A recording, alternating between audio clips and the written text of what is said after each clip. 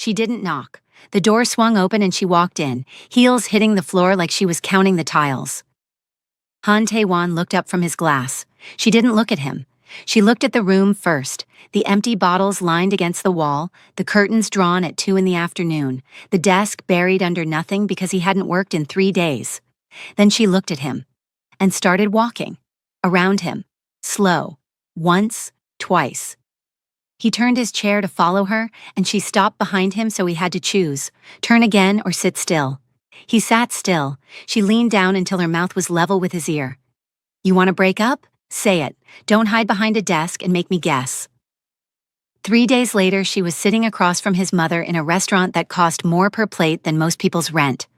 The check slid across the table. Stephanie watched it travel. Didn't stop it. Didn't touch it. Let it sit there between them like the woman across from her thought paper could end things.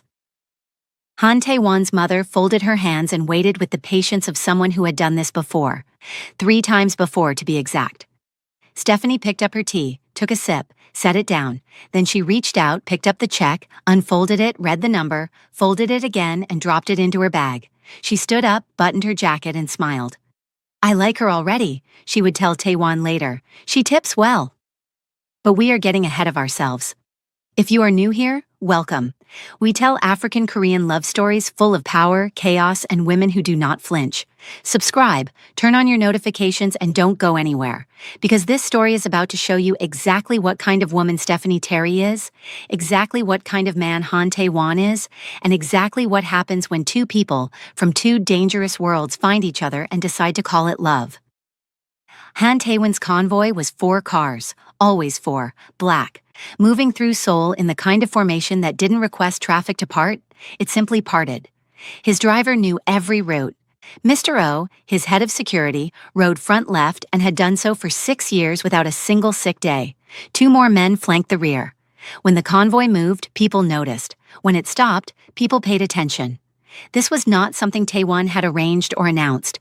It was simply something that had become true about him, the way certain things become true about powerful men. Quietly, completely, without ceremony. He was 34. He ran an empire that had his name on it in places most people never looked, and his mother's fingerprints on it in places he had not yet finished counting. He had a penthouse overlooking the Han River, a study with a bar better stocked than most restaurants, and a reputation in certain circles that rearranged rooms when he walked into them. His board feared him. His competitors respected him. His staff would walk through fire for him and had on 2 occasions come reasonably close. He had built all of this brick by brick with his own hands starting from the age of 24, and he had done it with the focused, unhurried precision of a man who understood that power was not loud. Power was patient. Power showed up on time and left when it was ready and never explained itself to anyone. He also had one promise he had made to himself 4 years ago in a restaurant where 2 desserts went cold while he sat alone and understood something permanent about his life. Never again. It had started with a dinner. He had found a woman he wanted to build something with, reserved a table 3 weeks in advance, worn his own jacket because his housekeeper was off that evening, and sat across from his mother over 4 courses that nobody finished. His mother had not raised her voice, had not moved from her chair, had not said a single word that could be repeated in a church or a courtroom. She had simply looked at the woman across the table. That was all, just looked, with the patient, total, unhurried certainty of a woman who had never once needed to raise her voice to make a point. 40 minutes in, the woman excused herself for the bathroom, walked out of the restaurant, flagged a cab in the rain, called him the next morning to end everything without a single explanation. He had driven home in silence, walked into his study, sat down, made himself one promise. Never again. Not because he was afraid, not because he was broken, because he was intelligent. Love in his world came with a price, and he had looked at the invoice and put it down permanently. 4 years, not one slip, not one woman who made him reconsider. His empire grew, his board doubled, his name reached cities he had never visited. Life was organized and controlled, and exactly as he had arranged it. Then Collins Paul called on a Wednesday morning. Collins was one of 3 people on Earth who could call Tae-won's personal line without receiving a very specific silence on the other end that communicated everything without saying anything. They had known each other since university. Collins had watched Taewon build his empire from the first brick, and had watched him sit alone at that restaurant table 4 years ago, and had said nothing because Taewon was not a man who accepted comfort he hadn't requested, and he never requested it. "I have someone for your legal team." Taewon was reviewing contracts at his desk. "Send the profile." She runs her own firm, Terry & Associates, East Side. "Very good, send the profile, Collins." Taewon. "What?" "Send her a meeting request. Trust me on this one." He sent the request. He needed legal restructuring. This was a professional decision for professional reasons and nothing else. He went back to his contracts and did not think about it again.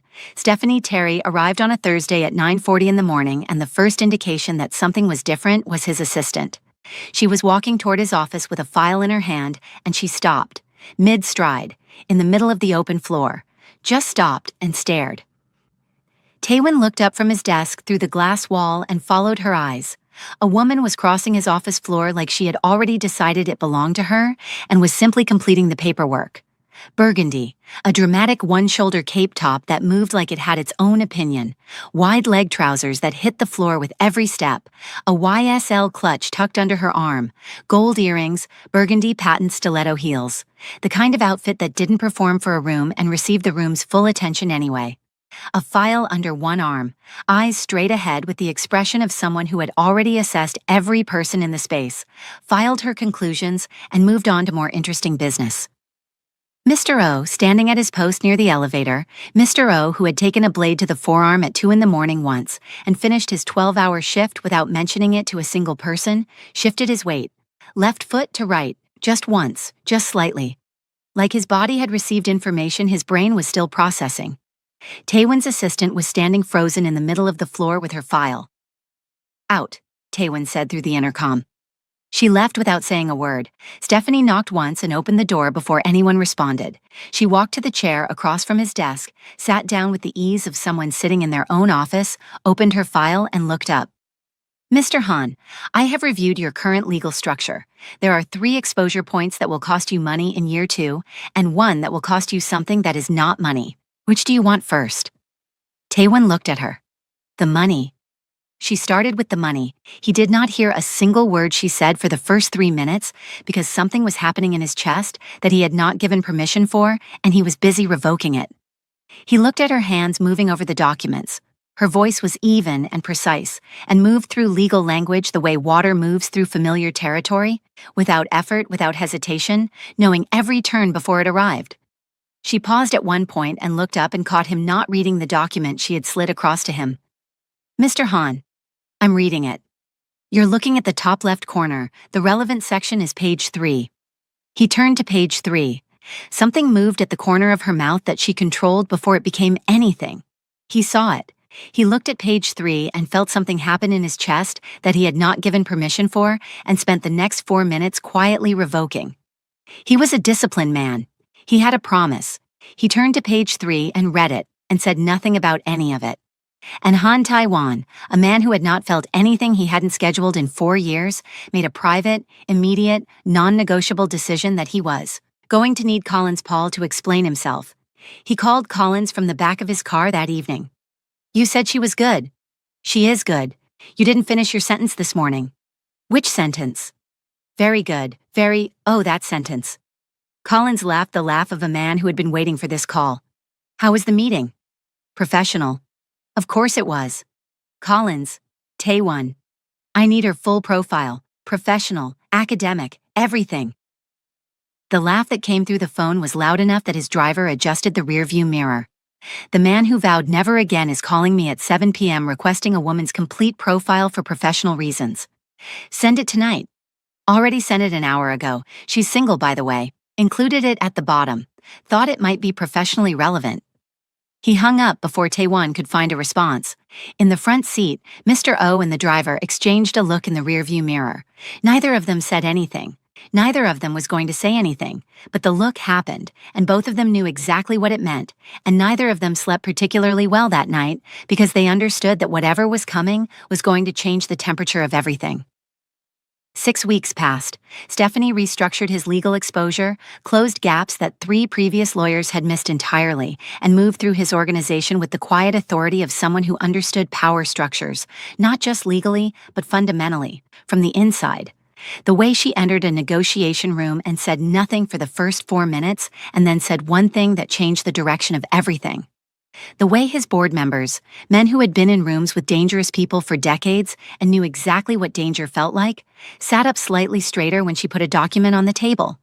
The way she looked at contracts the way certain people look at opponents, with total focus and no emotion, and the absolute certainty that she was going to find what she was looking for. Taewon watched all of this from various distances, said nothing about any of it to anyone. He was also calling Collins at hours that had nothing to do with business. She caught a clause in the Lim contract today that would have cost us significantly in arbitration. Taewon, it's 9:30 at night. It was a significant clause. You have email. She handled it in 40 minutes. Good night. She didn't look rattled once, not once. Collins hung up, called back 30 seconds later. 5 calls this week, I counted. 5 separate calls in which you have mentioned this woman without me bringing her up first. A pause. She's still single. I didn't ask. I know, good night. He hung up again. Taewon put his phone down, picked it up, put it down, looked at the ceiling of his study, picked it up again and read the profile Collins had sent 6 weeks ago that he had not stopped reading with some regularity since the day it arrived. He put his phone down, went to bed, did not sleep particularly well. He was a disciplined man. He had a promise. He was in serious trouble. The charity gala was the 3rd week of October. Black tie. Taewon attended because his position required it and not for any other reason, and he had said this to himself 3 times while getting dressed, which was 2 more times than a man who truly didn't care would need to say it. His convoy arrived at 8.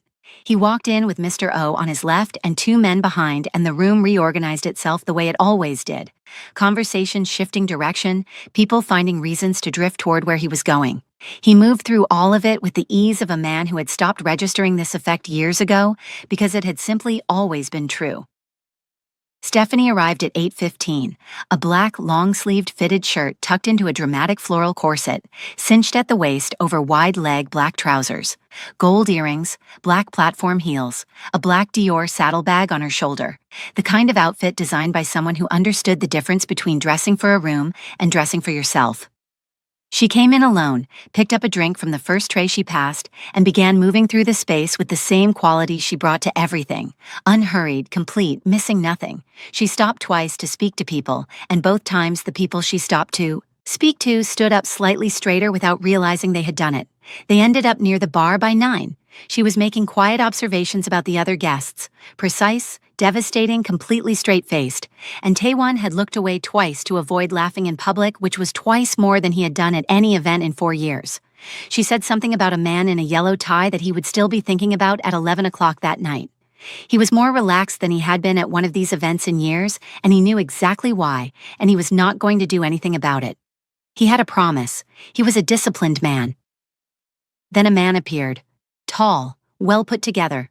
The particular smile of someone who knew it had always worked and had no reason to believe tonight would be different.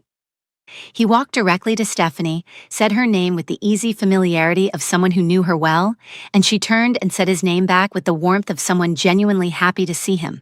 They shook hands, started talking.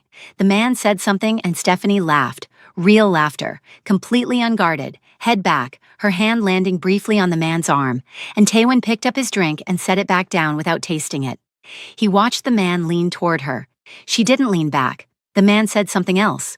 She laughed again, her whole face open in a way Taewon had not seen across a desk or in a negotiation room, and something happened inside his chest that he had not authorized and was not equipped to manage standing at a bar in a room full of people. Han Taewon did not wait for an invitation.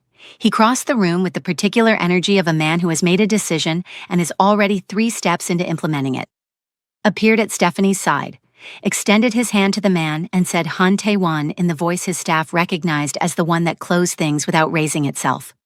The man shook his hand and smiled. They looked at each other for a moment. Very civil, very direct, very clear. Then the man said he should find his wife and excused himself and was gone. Stephanie watched him leave, turned to Taewon. That was my cousin. Taewon said nothing. His wife has been standing by the entrance in a green dress watching you panic for the last 6 minutes. He said nothing. 3 children, married 6 years. She picked up her drink. Enjoy the rest of your evening, Mr. Han. She moved back into the crowd, and he stood at the bar alone with his untouched drink and the absolute clear knowledge that his promise was in serious danger, and he did not care even slightly, and that was the most dangerous thing of all. He called her into his office on Monday morning. His assistant had been told no interruptions. The blinds on the glass wall were down for the first time on a Monday afternoon in the history of his tenure, and every single person on that floor knew something was happening, and not one of them was going to say what they thought it was out loud. Mr. O stood at his post near the elevator with his hands behind his back and his face completely neutral, which was the face he used when he already knew something and was waiting for everyone else to catch up. Stephanie walked in with her notepad open because she assumed professional. He looked at the notepad. Put that away. She put it away. He stood up from behind his desk, walked around it, and stood directly in front of her. Not behind the desk, not with the desk between them. Just standing there in the open space of his own office. The desk had always been between them. He had decided today that the desk was the problem. He looked at her for a moment. She looked back and waited with the patience of someone who had learned that Han Taiwan said things exactly once, and you needed to be completely present for it. I love you, he said, and I would like to take a step with you, if that is something you want. The office was very quiet. Stephanie held his eyes, long enough that he became aware of his own heartbeat in a way that was inconvenient for a man of his specific reputation. Then she said, yes. He stared at her. Just like that? Just like that. You're not going to... He stopped, started again. I thought there would be... Taewon. Questions or conditions or some kind of... Do you want there to be conditions? No. Then we agreed. She stood and picked up her notepad. He watched her walk toward the door with the expression of a man who had prepared extensively for a negotiation that lasted 10 seconds. She stopped at the door, turned around, looked at him. He looked back at her.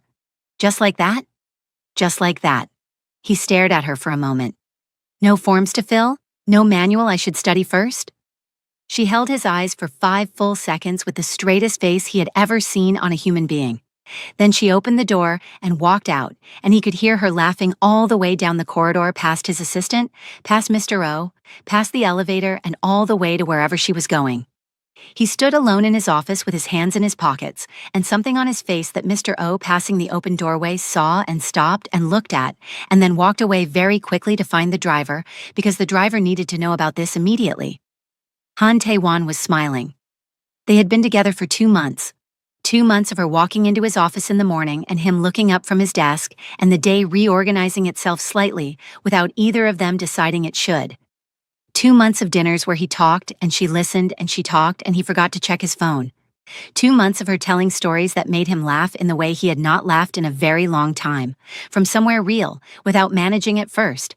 2 months of her looking at him across tables and rooms and documents with the particular quality of attention that made him feel like a man who had been looked at correctly for the first time. Collins noticed immediately.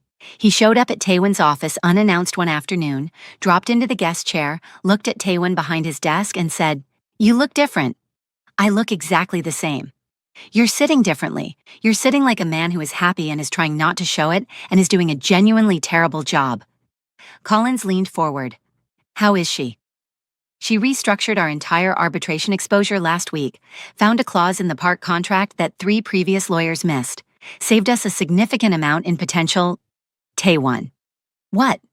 I have known you for 15 years. I know. How is she?" Taewon looked at him for a moment. Then he said, "She told a story at dinner on Friday. 40 minutes. I didn't check my phone once." He said it the way he said facts, simply, without decoration. Collins sat back in his chair and looked at the ceiling and was quiet for a moment because sometimes there was nothing to say, and this was one of those times, and Collins was smart enough to know the difference. Then he stood up. "I'm glad," he said. Taewon nodded. Collins walked to the door, stopped, turned back. "She's good for you. The real you, not the convoy you." Taewon said nothing. Collins left. The convoy you. Taewon sat with those 3 words for a long time after Collins left, and then he put them away and went back to his reports and did not think about them for the rest of the afternoon, which meant he thought about them constantly. His mother arrived on a Tuesday without calling ahead because calling ahead was a courtesy, and Han Boksun did not deal in courtesies. She walked past his assistant without slowing, opened his office door, walked in wearing a fur coat the weather absolutely did not require, and sat down in his chair. His chair, behind his desk, with her handbag placed on his desk like a flag on freshly acquired territory. Taewon walked in behind her, looked at his chair, looked at her in it, hung his jacket on the hook behind the door, and sat down in the guest chair across from his own desk, because the alternative was a conversation about the chair, and he did not have time for that today. His mother looked at him the way she looked at everything, like she had already reached her conclusions and was simply waiting for reality to catch up. Minjung is back. No. She has been abroad. She is ready now, and the timing is no Iyama. Taewon. She placed her hands flat on his desk, and leaned forward slightly. She is carrying a child.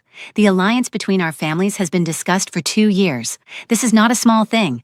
This is about the Han name and what it requires and what you owe to. Is it my child? She stopped. Is the child mine, Iyama? She recalibrated. The alliance is not my child, is not my alliance, is not my concern. He stood up, smoothed his jacket. His voice had not changed temperature once. I'll have lunch sent up. Eat before you drive back. He walked out of his own office, past his assistant who had heard every word and was looking at her desk with tremendous focus, and did not look back once. In the corridor, he kept walking until he reached the elevator. Mr. O fell into step. Everything we have on the family holding documents, Taewon said without looking at him. Original filings, all amendments, everything attached to the founding structure, on my desk by tonight. Mr. O said tonight. Taewon said tonight.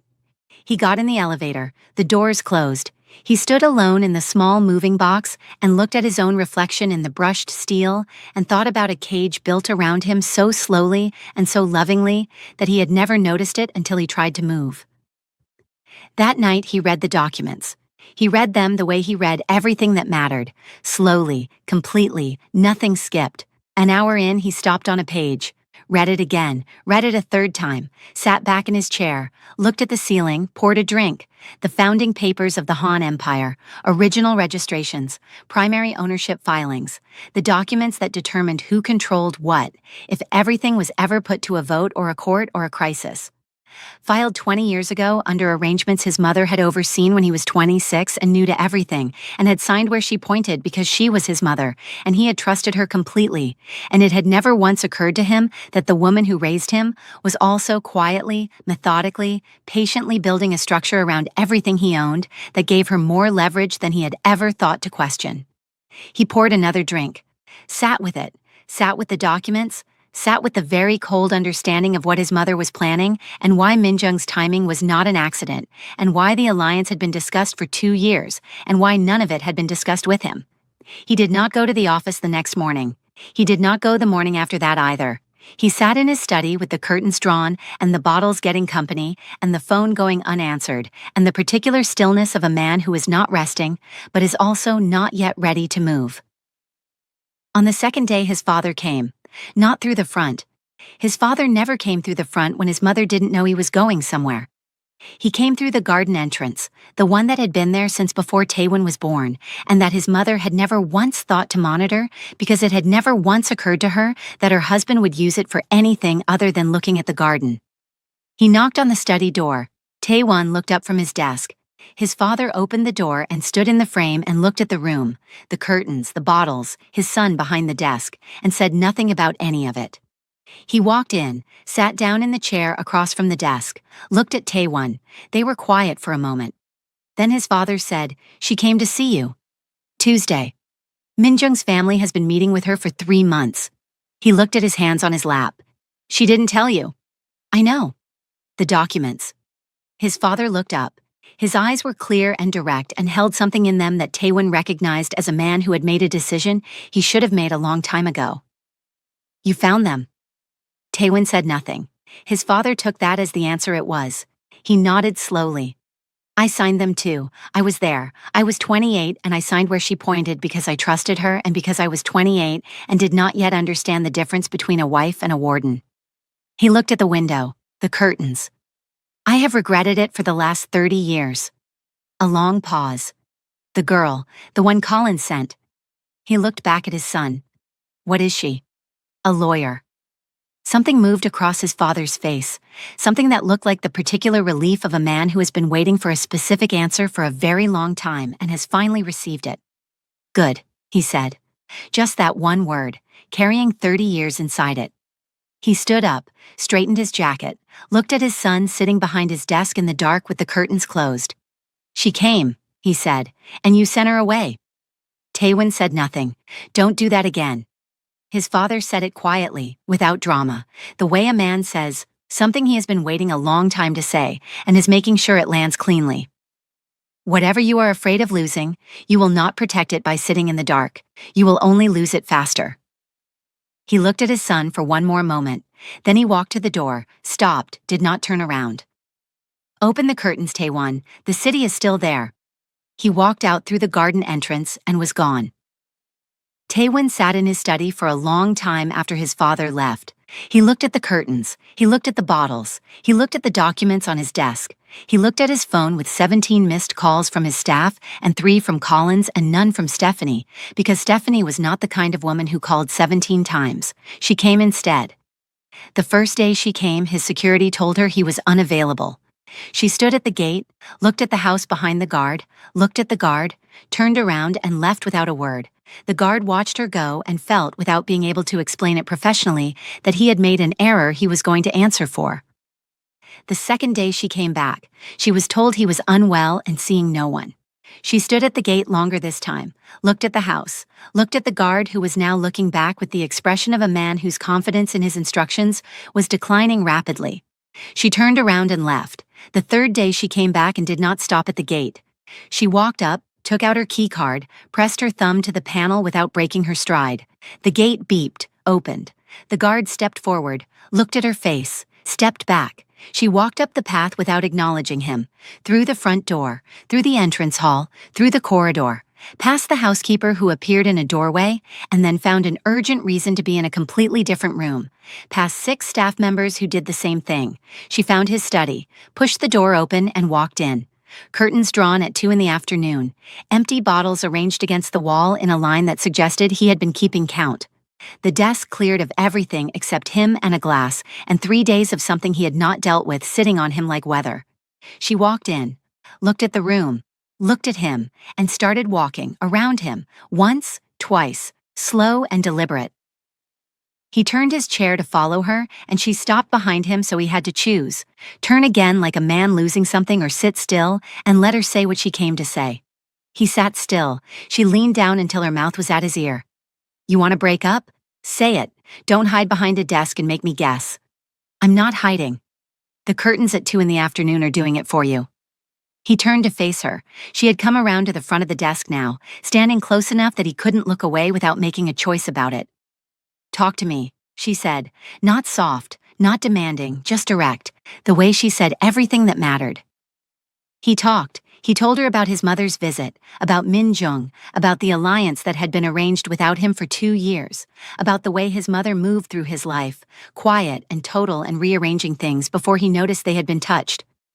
He told her about the restaurant 4 years ago, and the woman who had run and the promise he had made to himself, standing alone at that table with 2 cold desserts and understanding for the first time exactly what kind of man his mother had decided he was going to be. He told her he had kept that promise every single day until a Thursday morning in October, when a woman in a burgundy suit walked through his office door and sat down across from his desk like she had already decided the room belonged to her and told him to turn to page 3, and everything he had so carefully organized started becoming something else entirely without his permission. He talked for a long time. She listened without filling a single silence. When he stopped, the room was completely quiet. I already knew, she said. He looked at her. How? Taewon. She said it the way you say a name when you need someone to stop performing and actually listen. I am a lawyer. You are my boyfriend. Your mother started making calls the week after the gala. I have people. I do research. It is literally what I do for a living. A pause. What I did not have was you telling me things instead of sitting in the dark for 3 days having a private conversation with a bottle. He was quiet for a moment. Then he said, "Do you love me?" "You know I do." "I need to hear it." She held his eyes, really held them.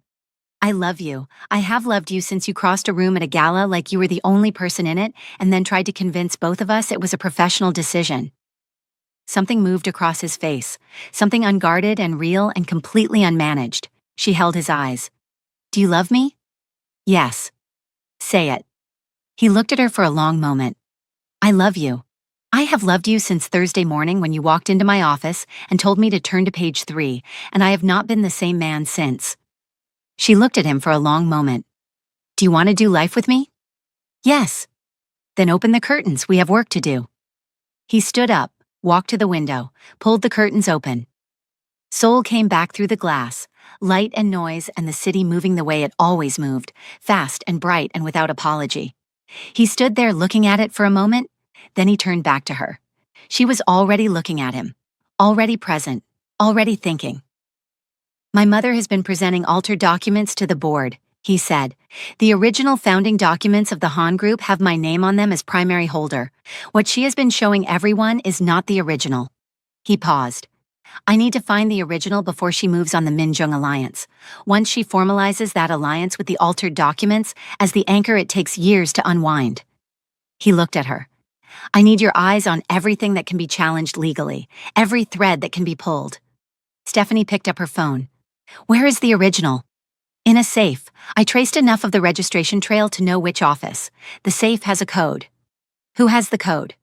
"My father." He said it steadily. "My father has the code.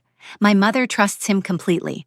Has never once considered him a variable in any of this, which means she told him things she told no one else." He paused. "You have to understand something about my father.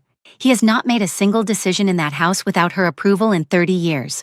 She picks his suits. She approves his schedule. She decides which events he attends and which opinions he is allowed to have at the dinner table. To her, he is not a threat. He is the furniture she trusts." He looked at Stephanie. "Which is exactly why she gave him the code. It never once occurred to her that the furniture would move." He paused.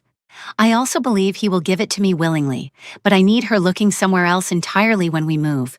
If she is watching me, she will see it coming." Stephanie looked at him, the look she gave problems she had decided to solve. "I have someone who owes me a favor, for the retrieval." She said it simply, like a woman confirming she had a pen when someone needed one. "I'll call him." She held his eyes. "Don't move on anything until I tell you, and don't talk to your father yet. Let me look at the legal architecture first. 2 days. 1.5. 2 days, Taewon." He looked at her for a moment. 2 days.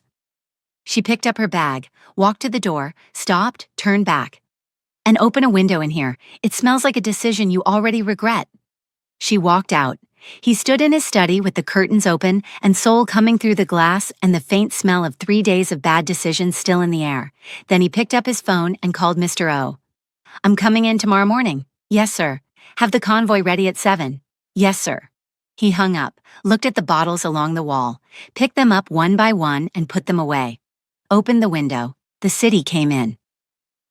On Friday evening, he came to her apartment for dinner, the first time since the curtains, the first time since the city came back through the window, and they had eaten and talked, and it had been the particular ease of two people who had said something important to each other and were now on the other side of it. He told her over the last of the wine, "I want to introduce you to my family, this Saturday." She looked at him across the table. "This Saturday?" "Yes." She was quiet for exactly 1 second. "Okay. My mother will be there." "I know. It might be—" She put her wine glass down. "For who?" He opened his mouth, looked at her, closed it. She picked up her glass again. "Saturday." And that was all. He drove home that night thinking about the word uncomfortable and how completely inadequate it was for what he had just arranged. Saturday arrived. The Han family home was running on his mother's frequency, which meant everything was precise and timed and placed exactly where she wanted it, and anyone who placed anything differently was going to hear about it. She had been in the kitchen since morning directing the catering staff with the intensity of a woman who believed professionals needed oversight, and that oversight meant her physical presence at all times within arm's reach of everything being prepared. The staff moved around her with the careful, controlled energy of people who were very good at their jobs, being supervised by someone who did not fully believe in the concept of other people being good at things. She was explaining for the third time, in very clear terms, the correct angle for the garnish on the appetizer tray when something shifted in the room. Not a sound, not a movement she could identify, just a shift, the particular change in atmosphere that happens when a presence enters a space and the space registers it before the people in it do. She turned around. Stephanie Terry was standing at her kitchen counter examining a knife.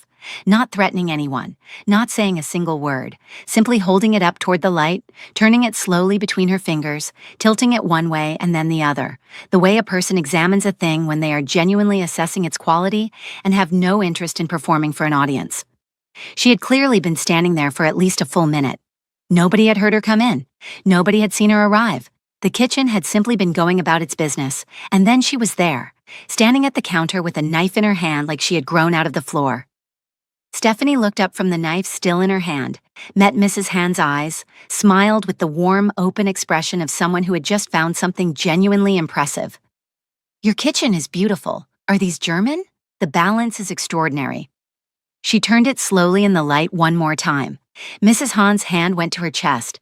What happened next happened fast and loud, and involved several things at once. Mrs. Hand's legs made a decision that her brain had not yet approved, and she was suddenly in a chair. Someone behind her knocked over something that made a significant noise. A garnish that had been held in the air for the explanation went in a direction nobody had intended. Two members of the catering staff achieved a state of complete physical stillness that suggested they had decided the safest course of action was to temporarily cease to exist as functional human beings. Taewon's father appeared in the kitchen doorway and looked at the scene unfolding in front of him with wide eyes and an expression that contained no fewer than 4 distinct emotions, none of which he was going to let onto his face. Stephanie was still standing at the counter with the knife in her hand. She turned it over and looked at the handle. "The grip is excellent, too," she said helpfully. Taewon came running from the sitting room where he had been with his father making introductions. He burst through the kitchen door, took in the entire situation in approximately 1.5 seconds. His mother in a chair, the catering staff in various states of professional paralysis, his father in the doorway doing something complicated with his face, Stephanie at the counter with the knife, and stood there. "Iyama." His mother raised a trembling finger and pointed it directly at Stephanie. "An assassin." She said it with the absolute conviction of a woman who had assessed a situation and reached the only logical conclusion available. "You brought an assassin into my house for a family lunch." "I was looking at the knife," Stephanie said. "Why are you looking at my knives?" "It's a beautiful knife. I was checking the balance. The weight distribution on German knives is very specific, and this one has the balance." Mrs. Hand looked at her son with the eyes of a woman who needed him to understand the gravity of this moment immediately and completely. "She is standing in my kitchen discussing the balance of my kitchen knives like a person who uses knives in a professional capacity." "I cook," Stephanie offered. "You cook," Taewon's father in the doorway made a sound. It was a small sound. He converted it immediately into a cough. Nobody looked at him. "Iyama, she is a lawyer," Taewon said. His mother looked at him, looked at Stephanie, looked at the knife, looked back at her son. "A lawyer," she said, in the tone of someone filing this information under categories that did not reassure her. "The knife is really very good," Stephanie said. She set it back down on the counter gently. "You have excellent taste." Mrs. Hand's hand went back to her chest. They called an ambulance. The doctor at the hospital said panic response. Completely fine. Physically absolutely fine. No cardiac event. Just panic. She would be completely fine. She was already completely fine. She was sitting up in the hospital bed and talking by the time they settled her in, and the talking was pointed and specific and entirely about the woman currently sitting in the hospital corridor, outside eating a biscuit she had produced from somewhere in her bag. Taewon sat beside his mother's bed. She grabbed his wrist. "An assassin, Taewon. She is a lawyer, Iyama." "Same thing." Her grip tightened on his wrist. I want her gone, today. That woman is not welcome in this family, and I want that understood clearly. Minjung is carrying a child. Her family has been patient. The alliance is still on the table, and it will not stay on the table forever. You have a responsibility to this name and to what we have built, and I have not spent 30 years of my life managing this family so that you can throw everything away because a woman walked into your office and smiled at you. Do you understand me? That woman walked into my kitchen and picked up my knife and stood there examining it like she was making a decision about something, and I am telling you right now as your mother who has given her entire life to this family and to your future, call Minjung's family today. Fix this, today. You should rest. I am resting and I am telling you. She sat up straighter against the pillow, which was impressive for a woman who had arrived by ambulance 40 minutes ago. Minjung's family is waiting. Her family is still open. Call them today, if you keep making decisions with your Iyama. He said it once, quietly, the way he said things when the conversation was done. When you have recovered, we will talk about my wife. Rest now. She sat straight up. He stood, straightened his jacket, looked at her for a moment. This woman who had moved through his life like weather, quiet and total, rearranging everything before he noticed, and walked out before she could find the next word. The door clicked shut behind him. From inside the room, he could hear her starting again. He kept walking. In the corridor, Stephanie was sitting in a waiting chair with a biscuit. She looked up when he came out and held up the packet. He sat down beside her and took one. They sat in the hospital corridor in silence for a moment. She called you an assassin, he said. I heard. Because of the knife. It was a genuinely excellent knife. He looked at her. She looked back at him with the completely unbothered expression of a woman who had given someone's mother a hospital-grade panic response over kitchen cutlery and had processed this information and moved on. He looked at the biscuit in his hand. He looked at the corridor. Something started in his chest that moved upward. He pressed his lips together. It didn't work. He put the biscuit in his mouth so that his face had something to do, and chewed very deliberately and stared at the wall opposite, and Stephanie watched him do all of this and said nothing and ate her biscuit, and they sat there in the hospital corridor not laughing for a full minute and 45 seconds. She is going to come for you when she recovers, he said, when he had sufficiently controlled his face. I know. Directly, she is not going to approach this sideways. Good. Stephanie finished her biscuit. I prefer direct. She stood up, picked up her bag. Come on, take me home. We have work to do in the morning. He stood. They walked out of the hospital together, and Sol was doing what Sol always did outside, moving, bright, fast, without apology. And he reached across and took her hand, and she let him, and that was all. His mother recovered in 4 days. On the 5th day, she made a call to a restaurant she used for serious things and arranged a lunch and called Stephanie directly because Han Boxen did not send messages through intermediaries when she could deliver them herself.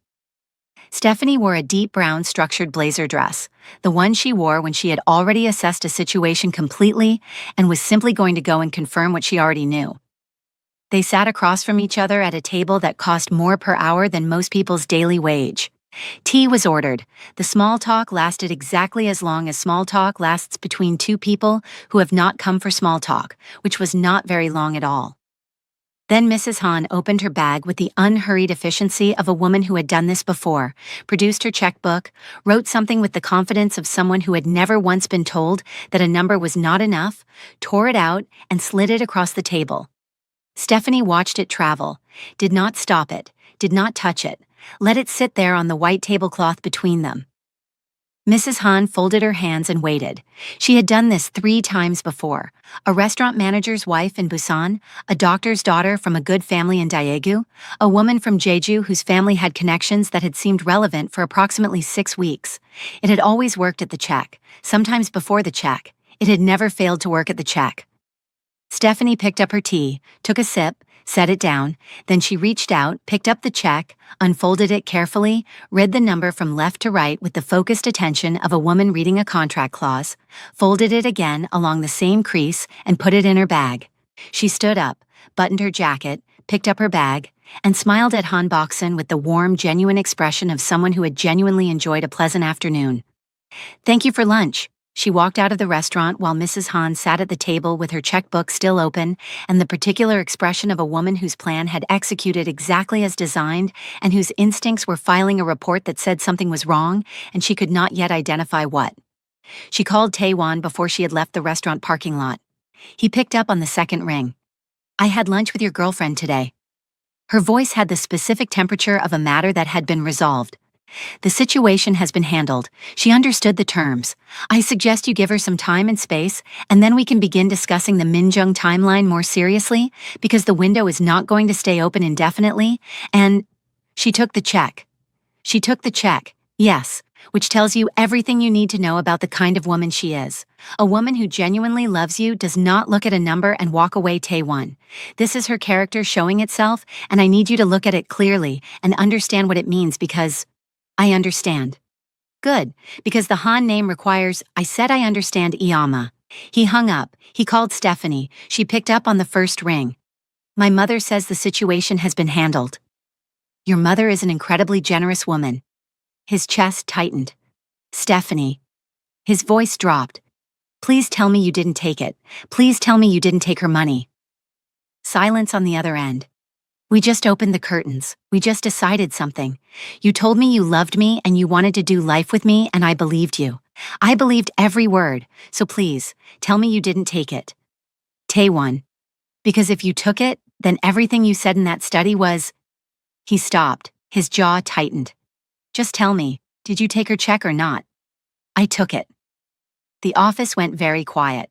He sat down slowly in his chair like a man whose legs had made a private decision. Okay, he said, just okay. The voice of a man who had just watched a door close that he had only just managed to open.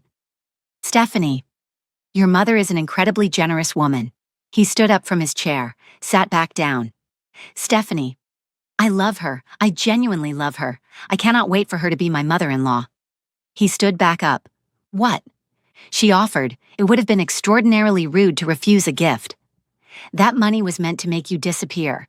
I know it didn't work. These things happen. Stephanie. He was on his feet now, standing in the middle of his office, pointing at nothing. That woman has been trying to dismantle us since the gala. She sat across a table from you and slid money toward you and you. You put it in your bag? And I said thank you. Yes. I cannot. He stopped, pressed his hand to his forehead. What is happening right now? Come to my office tomorrow morning, early, before the convoy. We have work to do. The check is a welcome gift from my future mother-in-law, and I am keeping every single one. Good night, Taewon. She hung up. He stood in his office holding his phone. Then he sat down slowly in his chair, sat there. Then he picked it up and called Collins. My mother tried to buy Stephanie off. A pause. What happened? She took the check. The silence lasted 4 seconds. Then Collins started laughing. He laughed the way a man laughs when something exceeds every expectation he had prepared himself for. He laughed for a long time. Taewon waited. Collins eventually got enough of himself back together to say, Taewon, marry that woman immediately. Do not wait. Taewon said, Good night, Collins. Collins said, still laughing, Call me when you have a date. He hung up. He sat in his office for a long time after that. Then something started in his chest that moved upward and came out of his face, and Han Taewon sat alone in his office at 10:30 at night, laughing quietly to himself, and then stopping, and then starting again, and finally sitting back in his chair and looking at the ceiling with the expression of a man who has just understood something important about the next 50 years of his life. He was at her office before his convoy the next morning. She spread the documents across the conference table, walked him through everything she had found. The alterations in the document his mother had been presenting to the board, the original in the safe, the registration trail she had followed to confirm exactly which safe and exactly where. Everything landed exactly where they had expected it to land. When she finished, the room was quiet for a moment. He looked at her across the table. You are sitting here planning to take my mother's empire apart while her check is still in your bag. It was a welcome gift. Stephanie. She tips well, Taewon. A woman who tips like that is going to make an excellent, generous grandmother to our children. She said it with complete seriousness and picked up her pen. He stared at her. Then he laughed. The kind of laugh that starts somewhere real and comes out before you can manage it. He shook his head slowly. Our children's grandmother. he said. Very generous woman. He shook his head again, still laughing. Your father. I need the code before the end of the week. I'll go this afternoon. Vincent moves in 3 days. By the fourth morning it's done. She looked up from her notes. Call a board meeting for Wednesday. Already on my mind. Together. He held her eyes. Together. He drove to his parents' house that afternoon. His mother was at a luncheon. His father was in the garden, standing near the back wall looking at the tree that had been there since before Taewon was born. Taewon stood beside him. They were quiet together for a moment. Then he told his father everything. His father listened without interrupting, without moving. When Taewon finished, his father was quiet for a moment. Then he said, the code is 2408, your birthday. She has always been sentimental about the things she considers hers. He straightened his jacket. Which hotel? Taewon looked at him. Appa. Which hotel, Taewon? I have been waiting for this conversation for 30 years. I am not going to pretend I need time to decide. He looked at his son. Which hotel? The one in Itaewon. I already booked it. Corner suite. His father nodded slowly, the nod of a man who has just received information that meets his standards. Good, he said. He looked at the tree for one more moment, then he turned and looked at his son directly. Don't lose her. He said it simply, like a man who has learned the cost of losing things and is determined that his son will not pay the same price. Whatever it costs, don't lose her.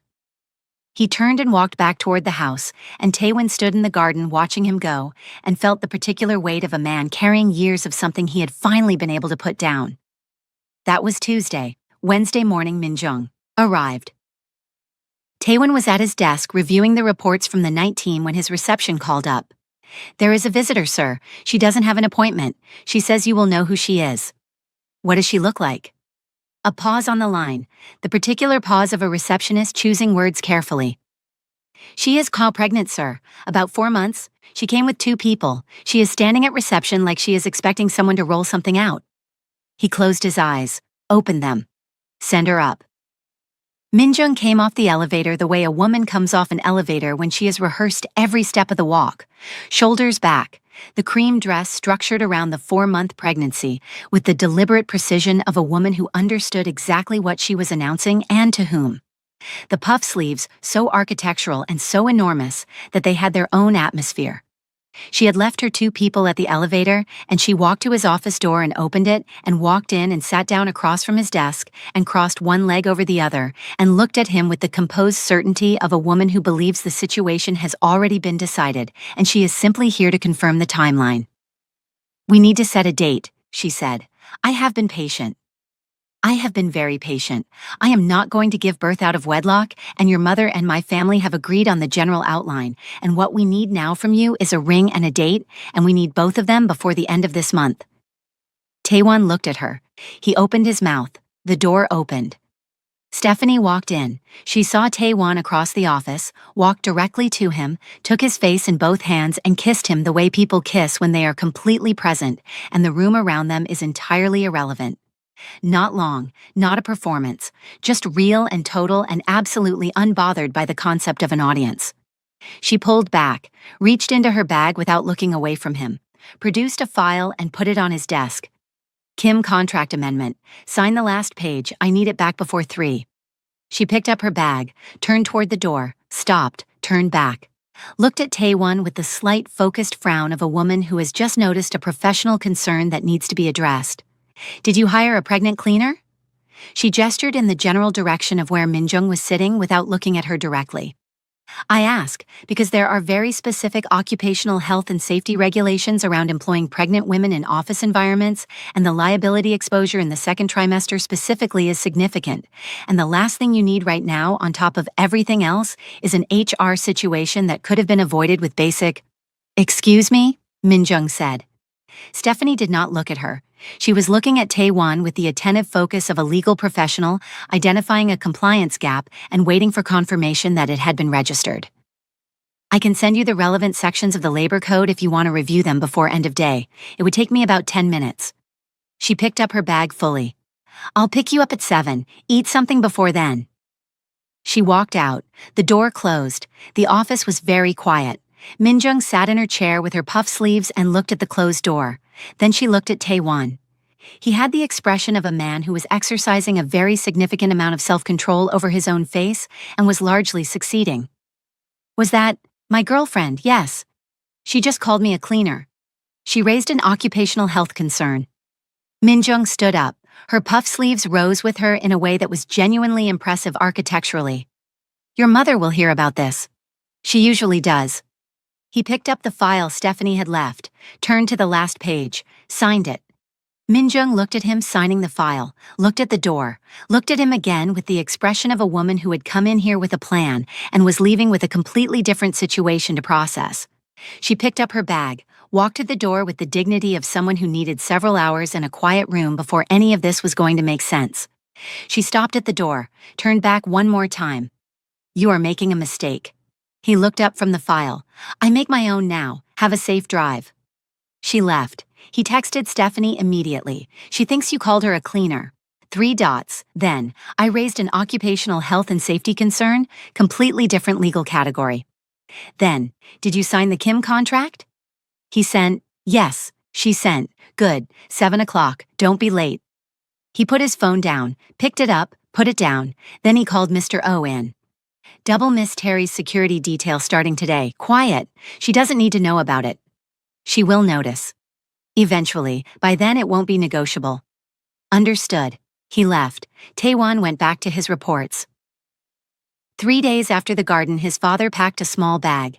He put it in his car himself, left his phone on the kitchen counter the way Taewon had told him to, drove to Itaewon, checked in under the name Taewon's people had arranged, went up to the corner suite, stood at the window for a moment looking at the city, the whole city, spread out below him the way it had apparently been spread out the whole time, he just hadn't been in a position to look, and then turned away from the window and called room service and ordered 3 things and sat down and turned on the television and watched what he wanted to watch.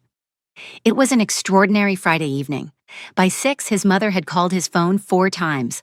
By 7, she had called Taewon. He picked up on the second ring. Your father isn't home. He's probably with friends Iyama. He seemed fine this morning. He doesn't have friends he goes to without telling me.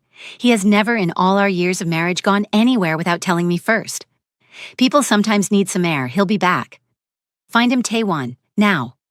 I'll look into it. Don't worry. He hung up, sent his father a message. She's started. How's the hotel? The reply came in 40 seconds, a thumbs up, then 30 seconds later. The corner suite has a view of the entire city. I have ordered 3 things from room service. I am watching something your mother would never have allowed. Han Young-soo has entered the building. Taewon showed Stephanie the message. She read it, looked at it for a long moment. Then she turned away and looked at the wall, and her shoulders did something that she was very carefully not letting become anything. Then she stepped away from him and dialed. He watched her from across the room. When Vincent picked up, her voice dropped to the particular register she used when something was not a request.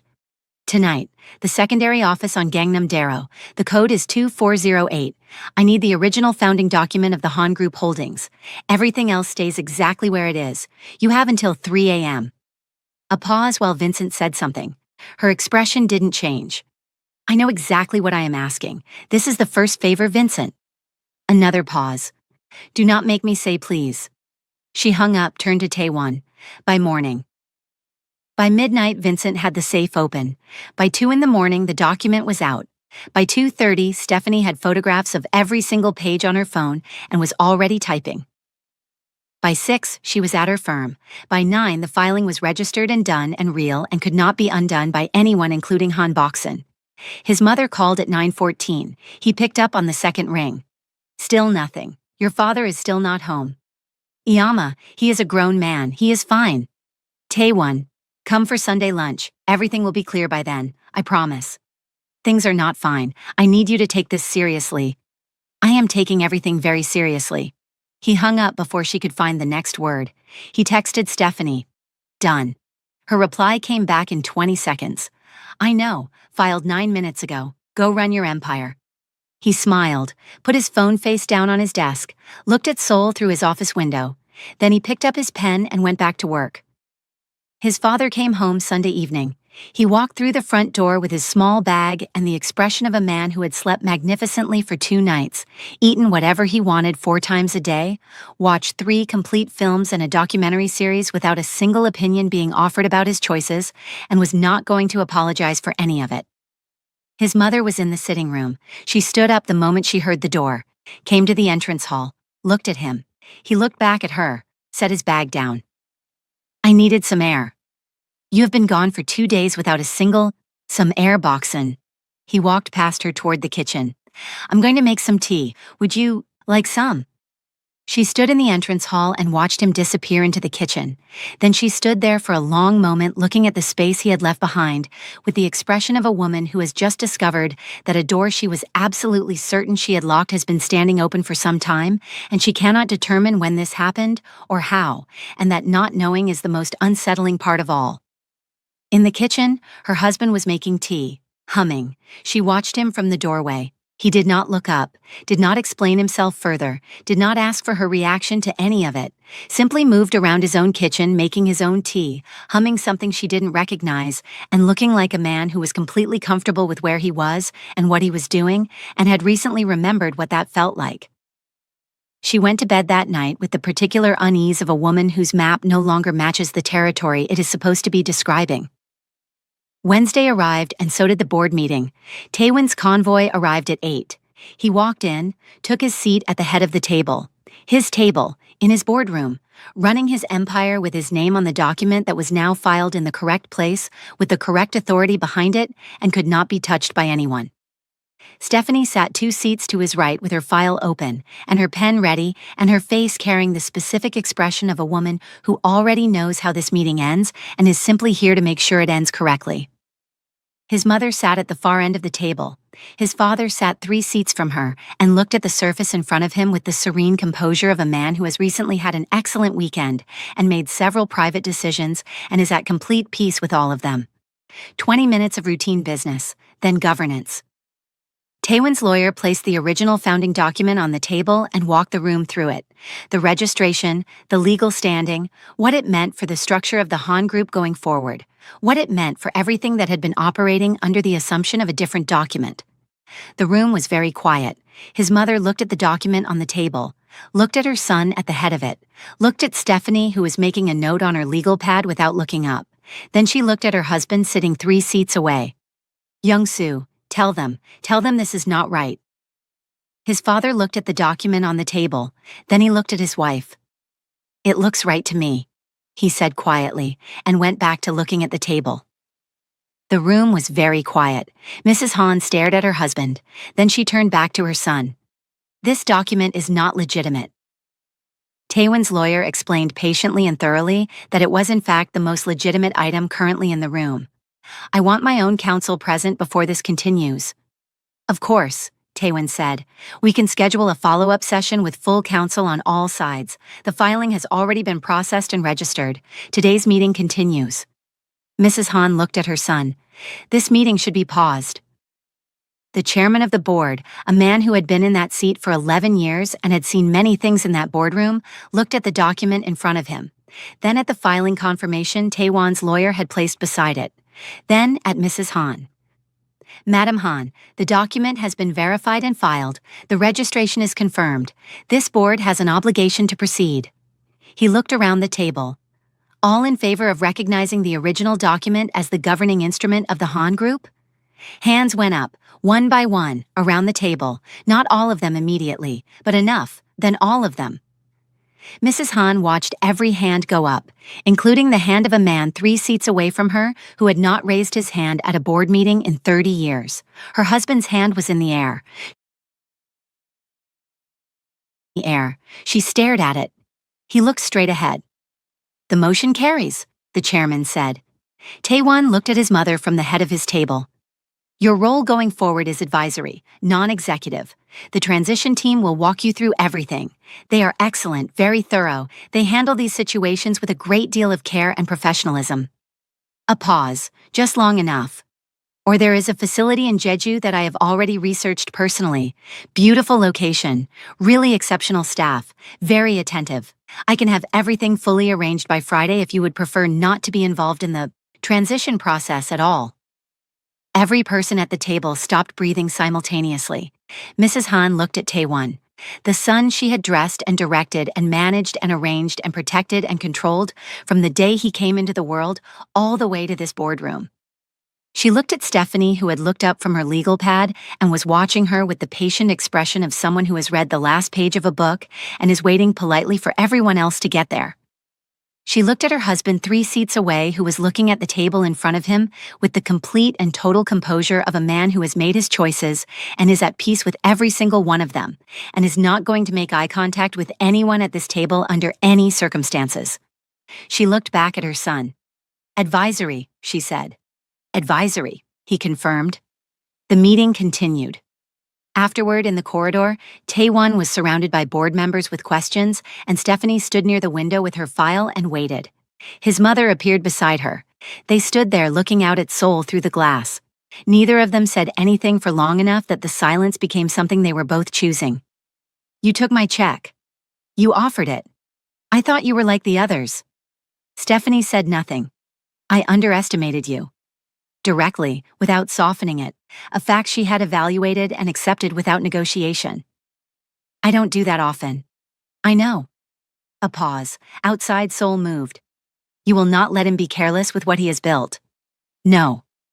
Mrs. Han looked at the city through the glass, her back straight, hands folded, looking exactly as she always looked, and underneath it, just beneath the surface, in the place where all the control lived, something that had been a mother long before it learned to be a strategist. "He has always been a good man, from the beginning. I told myself everything I did was to protect that." She stopped.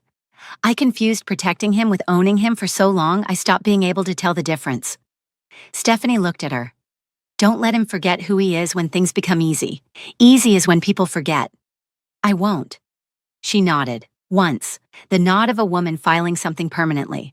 Then she reached into her bag and took out her checkbook, wrote something, tore it out and placed it on the windowsill between them. "Wedding gift." She walked away down the corridor with her back straight and her hands folded and her chin level, and did not look back once. Stephanie stood at the window looking at the check on the windowsill, picked it up, looked at the number, looked down the corridor where the woman had gone. Then she took out her phone and called Taewon. He picked up mid-sentence with someone.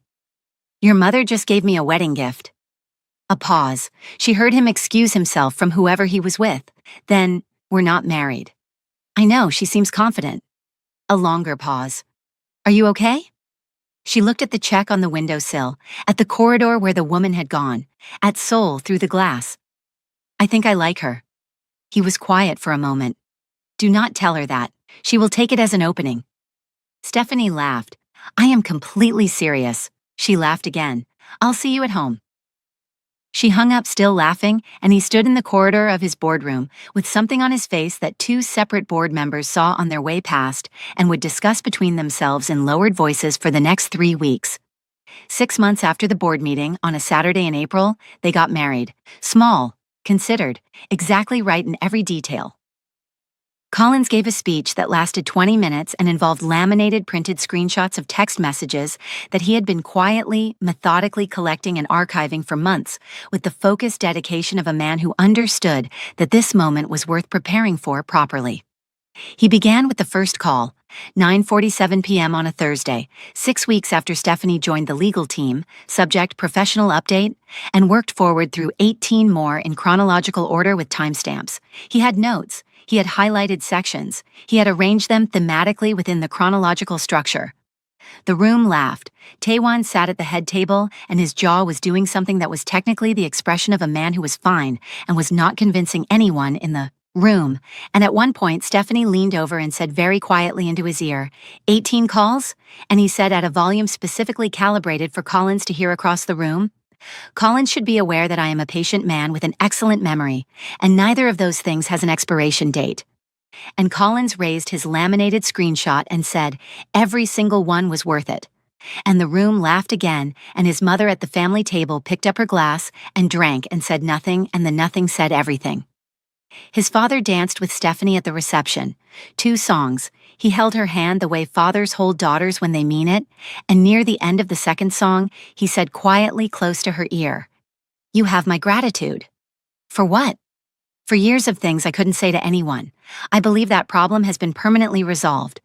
He was smiling the smile of a man who had checked into a corner suite with a city view and eaten room service and watched what he wanted and come home to find that the temperature of his own house had changed and was not going to change back, and who was not even slightly sorry about any of it. Call me Appa. She looked at him for a moment. Okay, Appa. He beamed like a man who has won something he had stopped expecting to ever win, and the winning of it is better than he remembered hoping it would be. His mother watched the dance from the family table. She picked up her glass, drank, set it down, said nothing. For Han Boksin, saying nothing at a moment that required something was the loudest and most complete endorsement she knew how to give. Their first son arrived 11 months after the wedding. Their second arrived 20 months after that. The Han house became the kind of house that had small shoes multiplying by the front door in a pattern that defied containment and fingerprints on surfaces that had been designed without fingerprints in mind, and a level of ambient noise that the housekeeper had developed a philosophy about, because a philosophy was the only thing that was going to get her through it. Taewon ran his empire from 7 to 6. Came home, sat on the floor because his sons required floor sitting, and he had decided early that this was non-negotiable, regardless of what it did to his suits, and he had simply started buying suits that could be sat on the floor in. He ate dinner with his family. He slept. He did it again the next day. Sunday evenings the whole family came. Collins and his wife, his parents, the boys treating the house like a renovation project with an aggressive timeline. His mother had developed a habit of arriving 30 minutes before anyone else and rearranging one specific thing in the kitchen, a different thing each Sunday, always small, always precise. Stephanie had developed a habit of noticing exactly what had been moved, saying nothing about it, and putting it back exactly where it had been after his mother sat down. They had never discussed this. It simply existed between them, the way certain things exist between two people who understand each other well enough not to need to name what they understand. His father watched it happen every Sunday from his chair near the window and had the expression of a man watching his absolute favorite thing. On one particular Sunday, Stephanie was telling a story about something that had happened at her firm that week. She was making it funnier than it had actually been, which was something she did when she was performing for people she loved, finding the angle, sharpening the timing, giving the room what it needed. Her hands were moving the way they moved when she was fully in it. Both boys had stopped what they were doing to watch her, because they had learned very early that when their mother's hands moved like that, and her voice did that thing, something good was coming and they did not want to miss it. Collins was leaning forward with his elbows on the table. His father had the expression of a man fighting very hard not to be the first one to laugh and losing that fight badly. Even his mother at the other end of the table was doing the thing. The thing where her face stayed composed and her eyes gave everything away, and she was clearly losing the fight too, and knew it, and was not going to acknowledge it. Taewon sat at the head of his table and watched her. He watched her hands moving over the story. He watched the room organize itself around her the way rooms had always organized themselves around him, without being asked, without announcement, simply because of what she was. He watched his sons watching her with their whole faces completely open. He watched his father loose and easy in his chair, in a way he had not been in years before a Friday when he drove himself to a hotel with a city view and came home 2 days later, having remembered something important about who he was when nobody was managing him. He watched his mother at the other end of the table in a role she had not chosen, sitting in a house she had not controlled for 4 years, now finding slowly, and without announcing it, that there were things in this room she could not arrange or manage or move, and that this, perhaps, was not the catastrophe she had spent the best part of her life trying to prevent. He watched all of it, then he said her name across the table. Stephanie. She stopped mid-sentence. The room looked at him. She looked at him. I love you. Across the table, in front of all of them. No occasion arranged for it, no setup, no ceremony around it. Just the fact of it, sitting there in the air between them, the way it had been sitting there every single day since a Thursday morning in October, when someone knocked once and opened his office door before he could answer, and everything he had so carefully organized and promised and protected began quietly and completely to become something else. As the mother of my sons, as the person across this table from me, every day since a Thursday, I love you. The room was quiet. Stephanie looked at him across the Sunday dinner table. The man who had crossed a room at a gala because he could not wait for an invitation. who had stood in front of his desk instead of behind it and said the truest thing he knew, like a man saying something real for the first time after years of only saying things that were useful, who had pulled open curtains after 3 days in the dark and planned and moved and fought and chosen her every single day in every way that actually mattered long before he ever said it out loud at a table with their sons and his mother and soul outside the window and the rest of their life already fully underway around them. "I know," she said. Collins put his fork down. "That is it. 20 minutes I gave at the wedding, laminated screenshots, timestamps, and all he gets back is 'I know'?" His father looked up from his. "She knows." From the end of the table, without looking up from her plate, without missing a beat, Mrs. Hahn said, "She knows," and picked up her glass. The boys went back to whatever they had been doing to the house. The housekeeper appeared in the doorway, looked at the situation, made a private decision, disappeared.